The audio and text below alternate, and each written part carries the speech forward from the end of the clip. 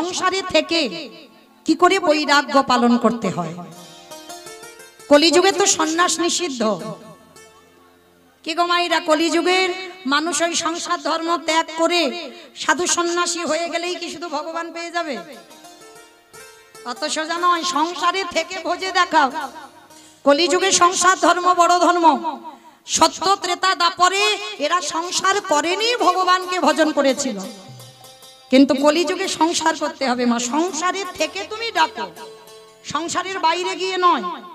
তো এই রঘুনাথ দাস সমাজকে শেখালো বৈরাগ্যটা কেমন। অমাইরা, বৈরাগ্য মানে আপনারা কি বুঝছেন?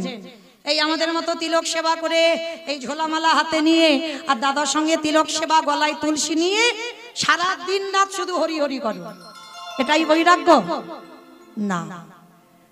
বৈরাগ্যের নিয়ম আছে। কিরকম?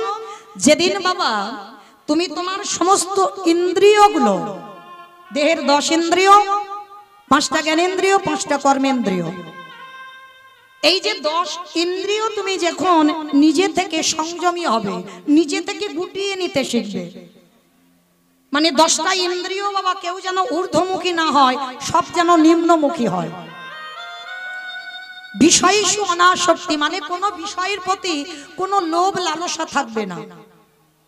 এইটা খুব খেয়াল রাখবে মা। বৈরাগ্য তাকে বলে কোন বিষয়ের প্রতি তোমার লোভ থাকবে না।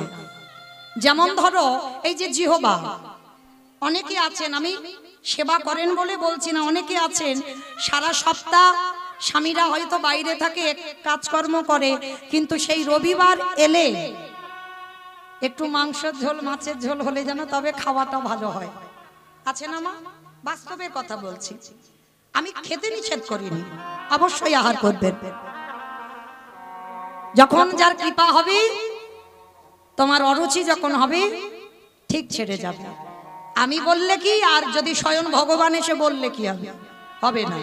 তো এই জন্য আমি কাউকে নিষেধ করছি না, সেবা করো। কিন্তু যেদিন বুঝবে তোমার এই জিহ্বার লালসা নেই, সে রবিবার এলে ভালো মন্দ খেতে হবে, যে আজকের এটা খাবার ইচ্ছা হচ্ছে, আজকের ওটা খাবার ইচ্ছা হচ্ছে না।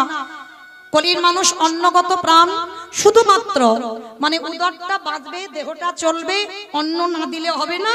শুধুমাত্র একটু দেখবে আলু সিদ্ধ অন্ন হলেই হয়ে যাবে, মানে ভালো কিছু রেঁধে খেতে হবে, এইটা থাকবে না। যেদিন তোমার জিহ্বার সব লালসা চলে যাবে, যে এটা খাবো, ওটা খাবো, সেটা খাবো, থাকবে না, সেদিন তুমি জানবে তোমার এই দেহের ইন্দ্রিয়ের মধ্যে তোমার জিহ্বার লালসাটা চলে গেল। আর লালসা চলে গেল মানে তোমার জিহ্বার বৈরাগ্য হয়ে গেল। যেদিন তোমার কান কোনো আজে বাজে কথা শুনবে না, হাজার লোক হাজার কথা বলে বেড়ায়, কত কটু কথা রটে বেড়ায়, সেদিকে তোমার কান যাবে না। কারণ তোমার কান থাকবে সেই যে ভগবানের নাম কীর্তনের দিকে। যেদিন তোমার কান কোনো আজে বাজে গান শুনবে না, আজে বাজে কথা নেবে না, সেদিন জানবে তোমার কানের বৈরাগ্য হয়ে গেল। যেদিন তোমার দুটো চোখ সাধুগুরু বৈষ্ণব ভক্ত ভগবান ছাড়া আর কিছু দেখতে ভালো লাগবে না, সেদিন জানবে তোমার চোখ দুটোর বৈরাগ্য হয়ে গেল। যেদিন তোমার দেহ স্পর্শ থেকে চলে যাবে, মানে তোমাকে নারী স্পর্শ করলো, নাকে পুরুষ স্পর্শ করলো, তুমি বুঝতে পারবে না, তোমার মধ্যে সেই অনুভূতিটা থাকবে না। যেদিন তোমার মধ্যে কোনো অনুভূতি থাকবে না, সেদিন জানবে তোমার এই দেহেরও বৈরাগ্য হয়ে গেল। আর যেদিন তোমার মন সব চিন্তা থেকে দূরীভূত, আজকে আছি, আজকের থাকলাম, ভজন করলাম, গান গাইলাম, সেবা পেলাম, ব্যাস, মানে কালকে যে কি খাবো এই চিন্তা থাকে না ভক্তদের।